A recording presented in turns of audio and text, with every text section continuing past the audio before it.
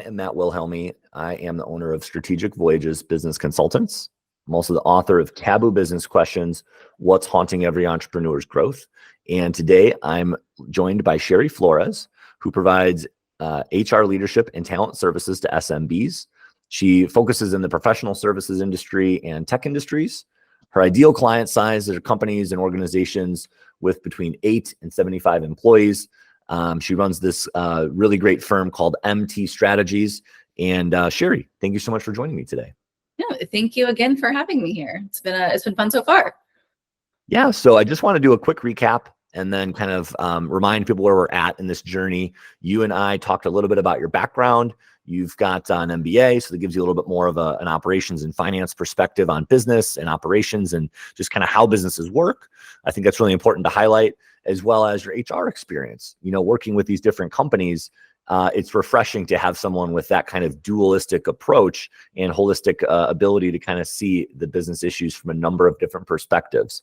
And in the first episode, we touched on this case study that we were going through with a financial services firm in New York. When I was introduced to them, they had about 12 employees, and it kind of buoyed a little bit at that number. You know, they would hire a couple, a few would leave, they'd hire a couple, a few would leave. And so you and I were getting into some of the issues that they were facing with regards to some chaotic work environments, lack of structure and process. And then, you know, I think the bottom line on the issues is that not solving that is expensive. It causes a lot of frustration for the staff. And you were delicate and direct in kind of ascertaining some of those issues. And so now in this episode, what I wanted to touch on are two kind of cautionary tales that you were so nice enough to share with me a little bit about, but I'd love to hear kind of a little bit more. These cautionary tales, one was about a potential bad hire and kind of how that played into your turning point in your career. And then as well as a secondary one, working with an investment firm that had some really explosive high growth. And really kind of the point of the cautionary tales is to understand, well, what happens if a company like this, financial services firm, you know, trying to grow their team, kind of stuck at that 12 employee number? What happens if they don't do anything? Does it just go on like that forever? And so that's kind of what I'm hoping we'll get into in this second episode. So which of these two cautionary tales did you want to start with? I'm really interested in hearing about both, but where would you like to start? Yeah, perfect. So I'll go ahead and start with the one you mentioned first, which was the first time, and I'd say pretty reasonably the only time I made a bad hire, and this was a really bad hire. I mean, this is one of those exceptional cases, and it was the turning point in my career where I really started to shift from accounting and finance into HR, because I realized the decisions that leaders make, managers make with their people can make or break a big project.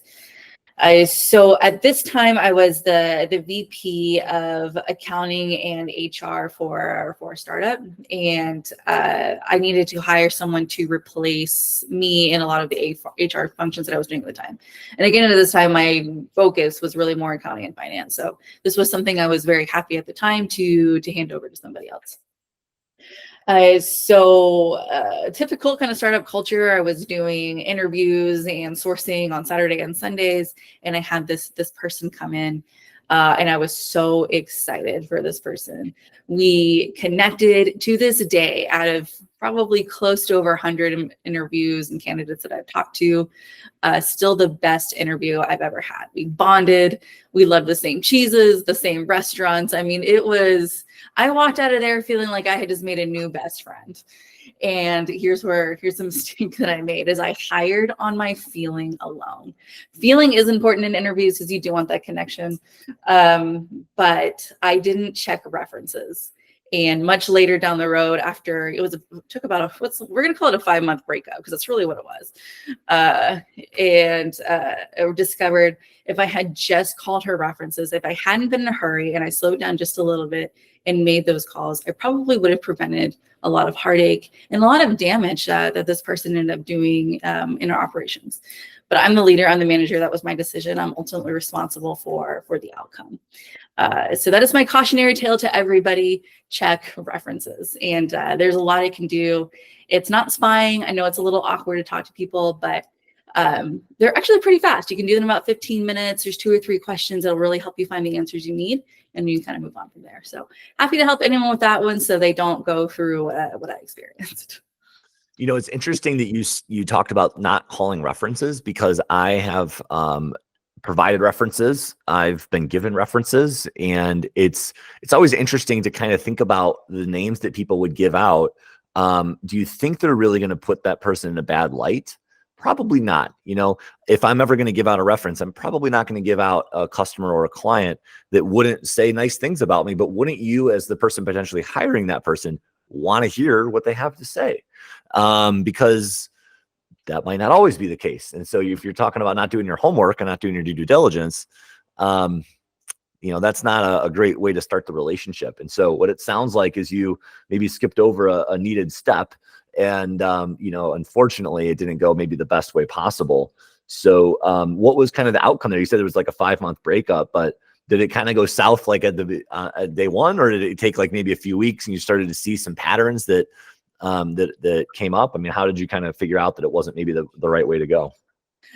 True. So, like a longtime friend of mine said, we were very young in our early 20s, and she very flippantly said, I think after some drinks, you're going to get the best of people for 2 weeks, and after that, it's downhill.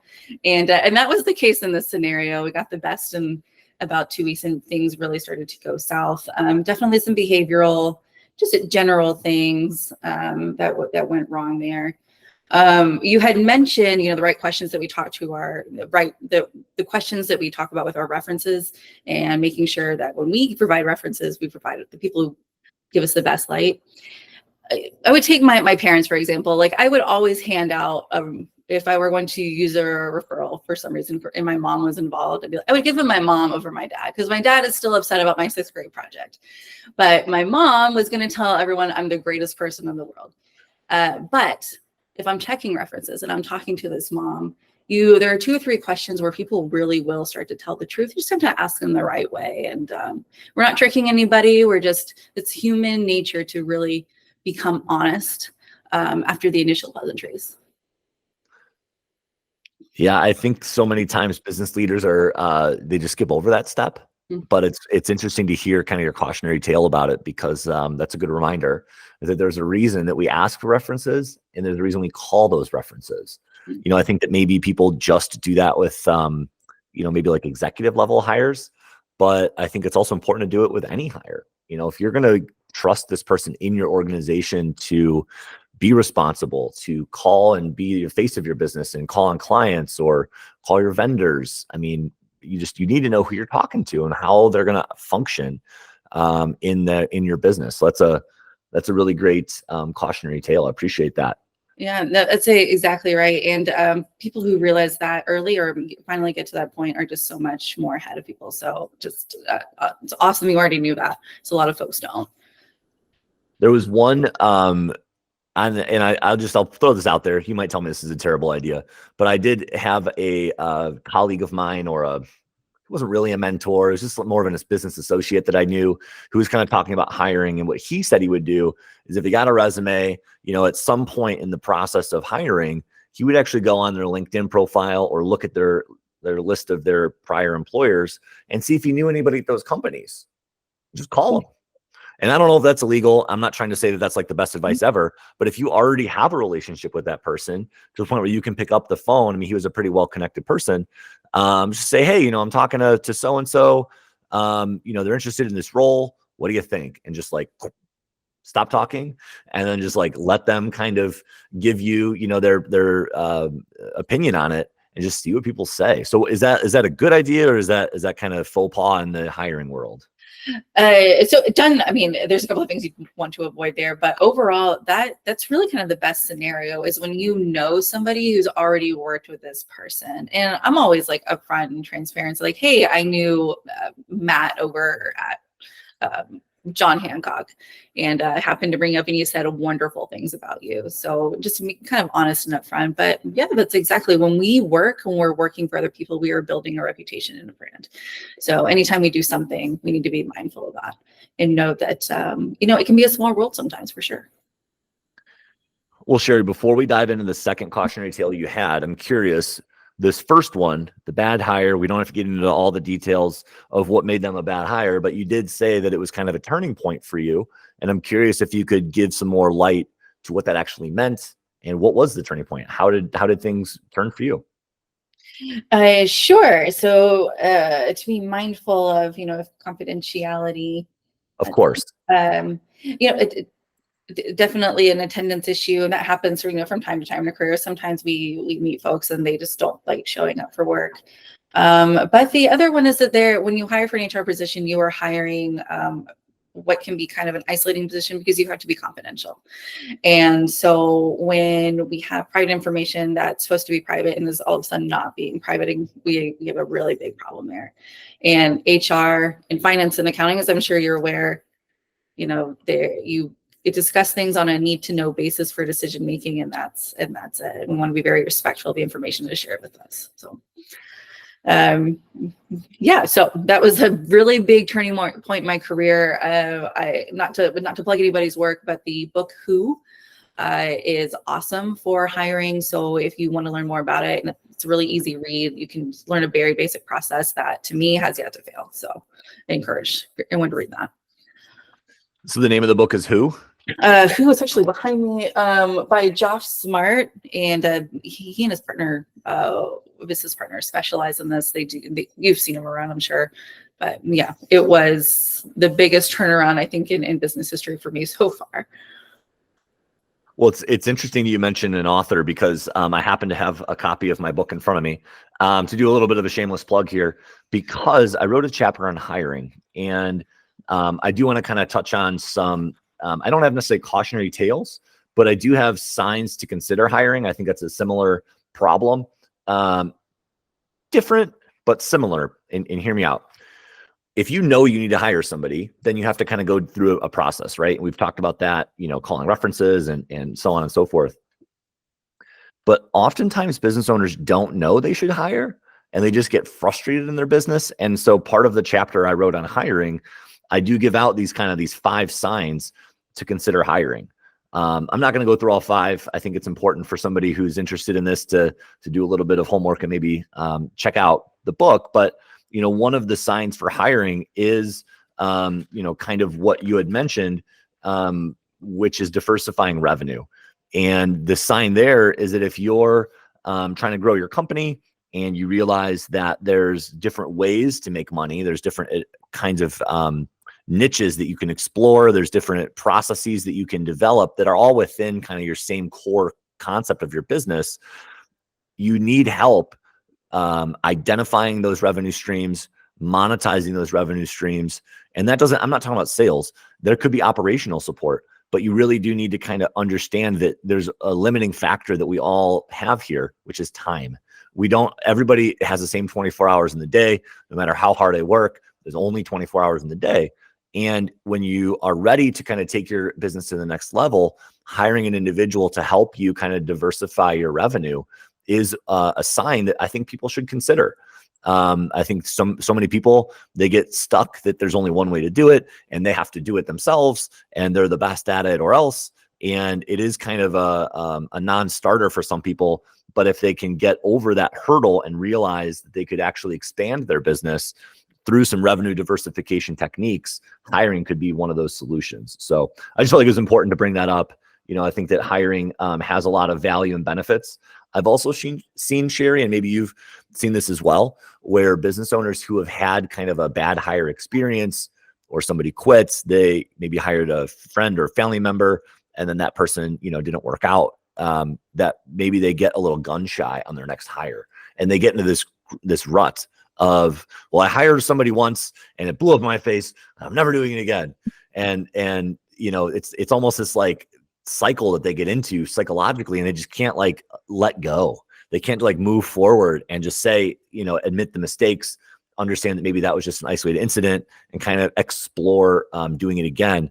I've seen that a lot. Have you ever seen that in business where business owners, get burnt and then they don't want to go back to the hiring pool?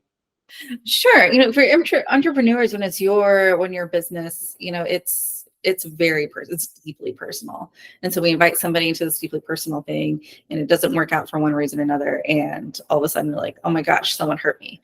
And so internally, of course, we're going to be a little gun shy. It's very natural for us to say, hey, wait, I don't think that worked, because that is the point in time where you can really look at something and make a better plan. So maybe we avoid that in the future. I really love what you said about entrepreneurs and leaders kind of getting stuck, because they know how they would do it. That's the way they know it works. They receive positive feedback from that, and having to kind of break through it. It's a major moment for entrepreneurs. So entrepreneurs, I highly recommend that you push through it, because it's so rewarding once you do. So love that you brought that up. Sounds like you have a pretty good book. Yeah, thanks. I actually wrote it in my early 20s. It started out as more of a journal, if I'm being honest. It was more of these like things that I saw in business that people weren't listening to me about, and I was frustrated with, and different stories that I was able to just I was living through it. And so yeah, it kind of became this living, breathing document that a couple of my mentors kind of helped me massage into a book. And so I would encourage anybody to check it out. It's called Taboo Business Questions: What's Haunting Every Entrepreneur's Growth. But Sharie, I want to get back to your cautionary tale. I'm not trying to steal the thunder here. You had talked about this bad hire. We went through, kind of what that looked like. And, you were obviously able to overcome that and build a successful business, MT Strategies. You also mentioned that there was this investment firm that you worked with, and they went through some explosive growth. Can you tell me more about that? Sure. So this was a really good lesson. It was an expensive lesson for the company I was working for, but a really good lesson just in kind of long-term planning, especially for entrepreneurs who are getting really excited about their idea. You should be excited. Changes are awesome when it's going to be an industry disrupting thing. It's hard not to get wrapped up in the excitement of these endless possibilities. So I was working for a company. I was in their accounting and finance division. So I was not over the HR responsibilities at that time. But we got this big project, and we had moved from the proof of concept phase, and we had moved into, okay, well, now we have a product that we need to actually deliver. We have a customer, we have a product we need to build, we need to get it to this customer. So this was not great. This happened during COVID. So I'd say it was March and April of 2020. So this is just as things have shut down here, at least in the US. And we needed to hire warehouse folks, people who would work in the warehouse and actually build this product. And we went from 35 employees to a little over 100. And that was in about 30 days. Did you say from 35 to over 100 in under 30 days? I think our top was 120, and this was mostly warehouse folks. So now that it's COVID, and when I say warehouse folks, I mean like they have to be on site and they have to be close to each other. And we're kind of battling this pandemic, and at that time we didn't have a lot of information about it. We didn't know how it was spread. We just know that being around people was not a great thing at that time. So I would highly not recommend doing what we did. Yeah, that's for Sharie. I want to get into this a little bit. I can imagine the craziness and the chaos that would create. But from your perspective, being in the accounting side, what kinds of issues did that bring up when you're going from 35 to over 100? Holy smokes! Okay, so sure, this was the thing, and I know you've seen fees like this, so I think you'll be able to relate. So since we needed to hire so quickly, we had a relationship with a recruiting firm in the area who specialized in these on-site warehouse manufacturing types of roles. Because it was Marchish, Aprilish of 2020, there was lots of people looking for work. So what we ended up doing is paying this recruiter to get these people on. I was not familiar with the process. Again, I was not huge into that project at the time. But we ended up paying a 20% fee on top of the hourly work. And that was massively expensive, as I'm sure you've seen. Those expenses really do add up. So I would I have some deep lessons that we took from that experience. Yeah, I've worked with a couple different recruiting firms, both as a consultant that is helping them grow, and from a consultant who's maybe working with a company that's hired a recruiting outfit with like temp labor or specialty hires. And it is very expensive. I will say that it's not a bad expense if you know what you're getting into. And I think that's maybe the clarifying point there. It's not meant to be a long-term solution, but unfortunately bad planning creates, bad process. And business owners get into this mindset where they have to use this temp labor when maybe they don't, and they don't know necessarily how to get out of that. And then they're stuck paying these huge fees because they don't know how else to do it. That's exactly what happened. There was no hiring plan in place other than we're going to rely on this staffing firm who admittedly did a really great job with the resources they had. But it turned out to be a very expensive endeavor, and a little planning would have prevented some heartache there. Well, Sharie, thanks for sharing those cautionary tales. I do want to kind of pivot a little bit and set the stage for our next episode. So again, we're here with Sharie Flores, owner of MT Strategies. She provides HR, leadership, and talent services to SMBs. Sharie, we went through a couple of different cautionary tales. You talked about this bad hiring experience. I think some people can relate to that. We also talked about this high growth investment firm and just kind of the chaos that ensues when you're going through that many hires in a short period of time. We're going to get back to the original case study. And in our next episode, our final episode in our time together, we're going to talk through some strategies for success. And I'm really looking forward to hearing about your process for providing this company with a solution and really kind of solving their root issues. To remind everyone, the issues that we're talking about are with this New York-based financial services company who's kind of getting stuck at that 12 employee number. They would hire a couple, they'd lose a couple, they'd hire a couple, they'd lose a couple, and went through this cycle for a while before they really decided to get serious about it. And so I'm curious to hear what Sharie's got in store for us in the next episode when we get to talk about some solutions. So I hope everyone stays tuned for episode number 3.